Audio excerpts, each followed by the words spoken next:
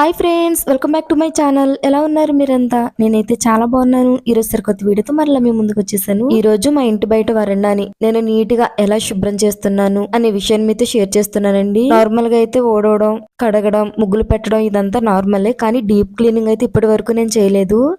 So deep cleaning ఎలా చేస్తున్నాను అనే విషయాన్ని వీడియోలో మీతో షేర్ చేస్తున్నా. ఈ వీడియో కనుక మీకు యూస్ఫుల్ అనిపిస్తే ఈ వీడియో మొదటి నుంచి చివరి వరకు మిస్ కాకుండా చూడండి.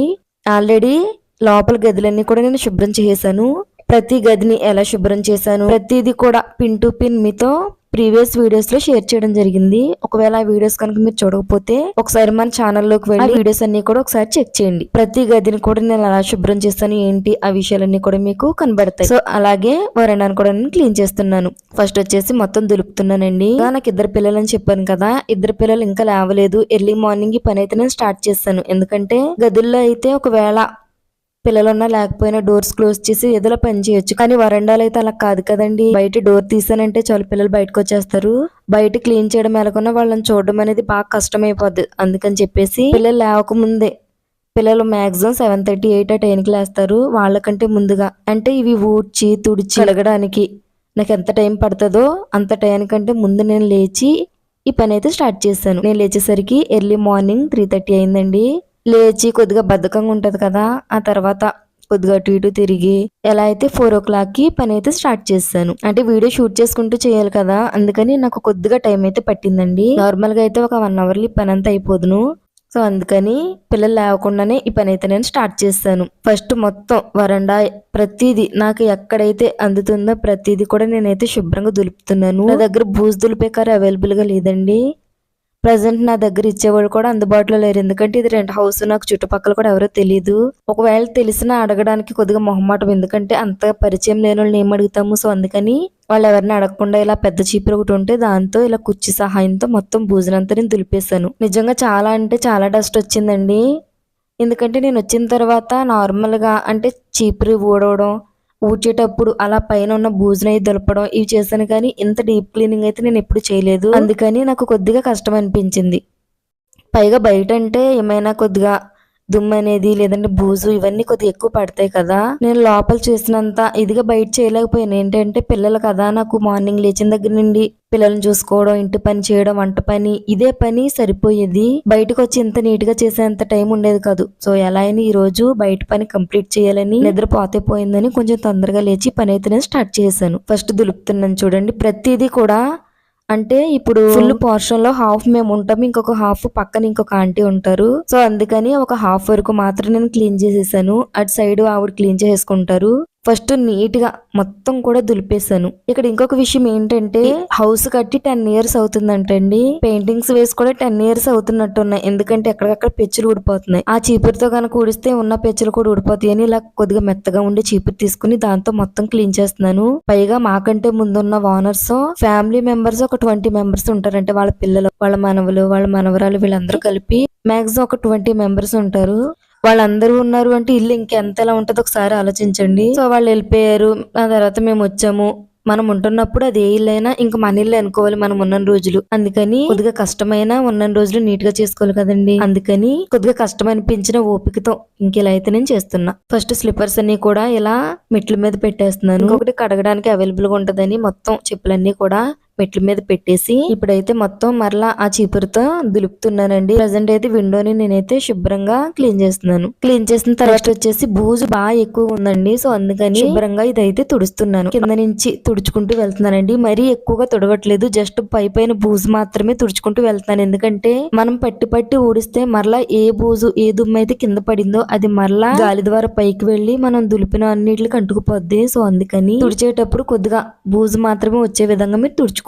ఎవరైతే ఈ ప్రాసెస్ ని చేస్తున్నారో, ఎవరైతే ఇంటిని ఇలా నీట్ గా శుభ్రం చేయాలనుకుంటున్నారో వాళ్ళకి నేను ఇచ్చే కొన్ని టిప్స్ ఏంటంటే, మనం ఏ పని చేయాలనుకున్నా ముందు పలానా టయాన్ని పని చేసుకోవాలి, పలానా టయాన్ని పని చేసుకోవాలని ముందుగానే ఒక టయాన్ని మీరు సెట్ చేసుకోండి. ఎందుకంటే మీ ఇంట్లో పిల్లలున్నా పిల్లలు లేకపోయినా, మీరు హౌస్ వైఫ్ అయినా లేకపోతే వర్కింగ్ ఉమెన్ అయినా ఏదైనప్పటికీ మీరు ఒక టైం సెట్ చేసుకుంటే మీకు ఏంటంటే ఆ టయానికి పని అయిపోవాలి అనే ఒక మెంటల్ గా మీరు ఫిక్స్ అయిపోయి మాక్సిమం మీరు అనుకున్న టైంకి పని కంప్లీట్ చేసుకుంటారు. నేను అలాగే చేసుకుంటానండి. ఎందుకంటే పిల్లలు ఉంటారు కాబట్టి పిల్లలు లేని టైం నాకేంటి అని ఆలోచించి ఈ టయాన్ని పిల్లలు ఉండరు లేదంటే ఈ టైం లేవరు, లేదంటే ఈ టైం అంగన్వాడికి వెళ్తారు, నాకు ఈ టైంలో ఖాళీ ఉంటదని ఆ టయాన్ని పలానా రోజు పలానా టయాన్ని నేను ఈ పని చేయాలని ముందుగా మైండ్ లో ఫిక్స్ అయిపోతాను. అలా ఫిక్స్ అయ్యి పని స్టార్ట్ చేస్తాను. అలాగే నేను ఒక 2 days ముందు అనుకున్నాను ఏమని, నెక్స్ట్ 2 days తర్వాత వరండా క్లీన్ చేయాలి, పిల్లలు లేవక ముందే క్లీన్ చేసేయాలని ముందు రోజు అలారం పెట్టుకుని ఆ తర్వాత లేవడం అయితే జరిగింది. ఒకవేళ మీరు ఇలా ఇంటిని శుభ్రం చేయాలనుకున్నా, లేదంటే ఏదన్నా ఒక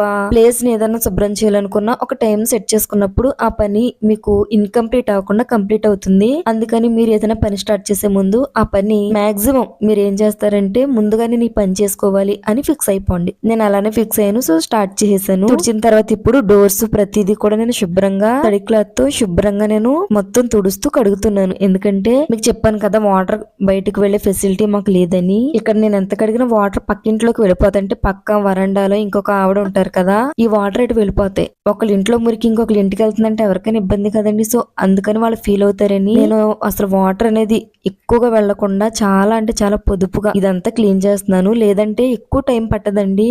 వాటర్ వెళ్ళిపోయేలాగా ఉంటే తప్పనిసరిగా చాలా ఈజీగా ఉంటది మనం చేసే పని. నాకు వాటర్ వెళ్లే ఆ విధానం లేక ఏదో వాటర్ వాడాలా వద్దా అన్నట్టుగా వాడుతున్నాను. చూడండి మీకు తెలుస్తది. ఇప్పుడు ఇక్కడ బయట మెస్ ఉంటది, అంటే దోమలు రాకుండా ప్రతి చోట కూడా ఇలా మెస్ ఉంటది. సో మెస్ అలాగే డోరు రెండు కూడా నేను క్లీన్ చేశాను. లోపల కూడా క్లీన్ చేశాను డోరు. అది షూట్ చేసేటప్పుడు వీడియో స్కిప్ అయిపోయినట్టుంది, అందుకని బయట క్లీన్ చేసింది మాత్రం మీతో షేర్ చేస్తున్నాను. ప్రతిదీ కూడా నేనైతే క్లీన్ చేసానండి. ఆ డోర్ క్లీన్ చేసేటప్పుడు ఆ మురికి చూడండి ఎంత దారుణంగా వచ్చిందో.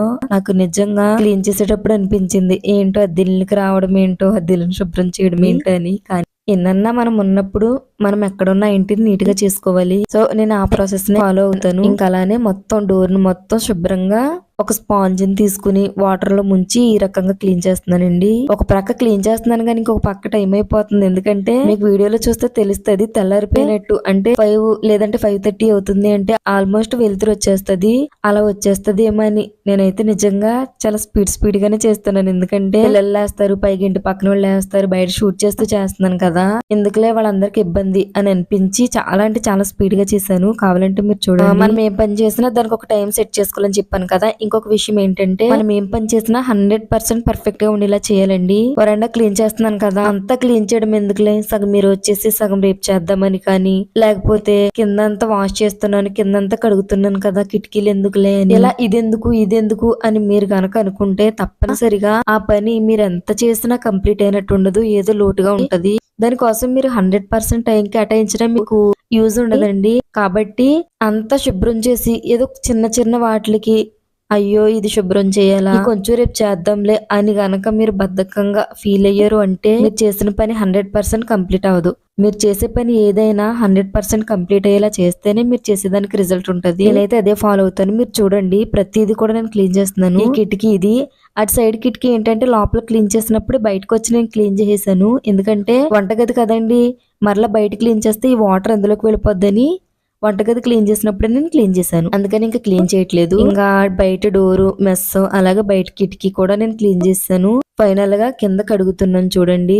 ఈ కింద వరండా అంతే ఏంటంటే బాగా మురికిగా ఉంటది. అంటే ఎక్కువ మంది శుభ్రం చేసేవాళ్ళు కాదు, లేదంటే ఎక్కువ మంది ఉండడం వల్ల అలా పాత పడిపోయింది. అంటే మాక్సిమం ఒక 10 years అంటున్నాను కదా, ఒక 2 years అయితేనే మన ఇల్లు కొద్దిగా చేంజ్ అవడం, వర్షం పడితే నాచు పట్టడం ఇలా ఉంటది. ఇది ఏకంగా 10 years నుంచి వాడుతున్నారంటే ఇంకెలా ఉంటది ఒకసారి చూడండి. అందుకే అనుకుంటా నేను ఎంత క్లీన్ చేసినా అంత నీట్ గా ఏం అవ్వలేదు, కానీ మన సాటిస్ఫాక్షన్ కదండి ప్రతిదీ చేయడం. సో నేను అందుకని అలా చేస్తున్నాను. ఫస్ట్ వచ్చేసి ఫ్లోర్ క్లీనర్ వేసి నీట్ గా చీపురుతో ఊడుస్తున్నాను. నేనైతే ప్రతిరోజు ఊడుస్తానండి.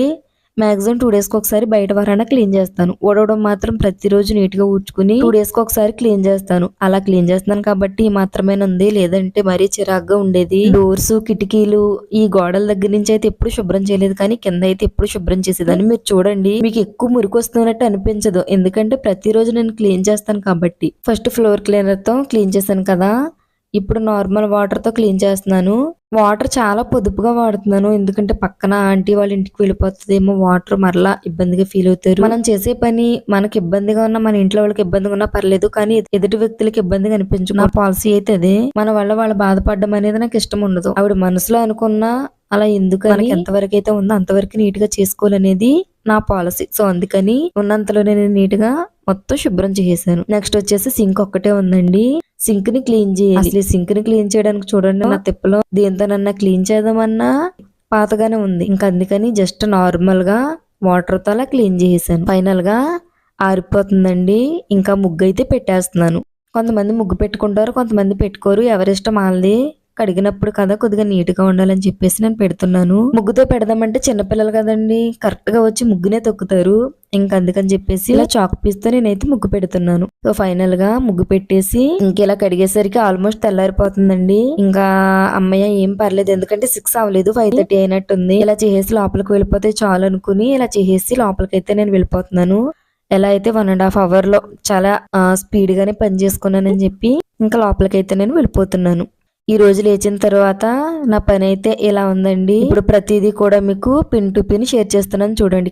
సో లోపల కూడా నేను క్లీన్ చేసేసాను. లోపల క్లీన్ చేసిన వీడియో ఇప్పుడు చూపిస్తున్నాను. లోపల క్లీన్ చేసేసాను. ఇప్పుడు బయటకు వస్తున్నాను. ఇప్పుడైతే డోర్స్ క్లోజ్ చేసేసి లోపలికి వెళ్ళిపోతున్నాను. మాక్సిమం ఇంకా నాకు 1 గంటన్నర పైన టైం ఉంది. ఈ మధ్యలో అయితే కొంచెం సేపు రెస్ట్ తీసుకోవచ్చు, లేదంటే ఇంట్లో పని ఏదైనా చేసుకోవచ్చు. అందుకని డోర్స్ క్లోజ్ చేసి లోపలికి అయితే వెళ్ళిపోతున్నాను. సో చూసారు కదండి, ఈ వీడియో వచ్చేసి మార్నింగ్ లేచిన వెంటనే వరండాను నేను ఎలా శుభ్రం చేశాను అనే ప్రతి విషయాన్ని కూడా ఈ వీడియోలో మీతో షేర్ చేశాను. ఎవరైతే ఇంటిని శుభ్రం చేయాలనుకుంటున్నారో వారందరికీ యూస్ఫుల్ అయ్యే కొన్ని టిప్స్ ని మీతో షేర్ చేయడం అయితే జరిగింది. ఈ వీడియో కనుక మీకు యూస్ఫుల్ అనిపించి ఈ వీడియో మాకు హెల్ప్ఫుల్ అయిందని అనిపిస్తే తప్పనిసరిగా ఈ వీడియోని లైక్ చేయండి. ఈ వీడియోని కనుక మీరు లైక్ చేస్తే యూట్యూబ్ మరికొంతమందికి ఈ వీడియోని రికమెండ్ చేస్తుంది. సో అందుకని ఈ వీడియోని తప్పనిసరిగా లైక్ చేయండి, అలాగే షేర్ చేయండి. తప్పనిసరిగా మన ఛానల్ ని సబ్స్క్రైబ్ చేసుకోండి. అలాగే పక్కనే ఉన్న గంటని క్లిక్ చేయడం ద్వారా నేను ఏ వీడియో అయితే పెడుతున్నానో ప్రతి వీడియో మీ వరకు నోటిఫికేషన్ రూపంలో వస్తుంది. చాలా మంది వీడియోస్ చూస్తున్నారు కానీ ఛానల్ సబ్స్క్రైబ్ చేసుకోవట్లేదు. తప్పనిసరిగా మన ఛానల్ కూడా సబ్స్క్రైబ్ చేసుకోండి. Thanks for watching this video. Bye friends.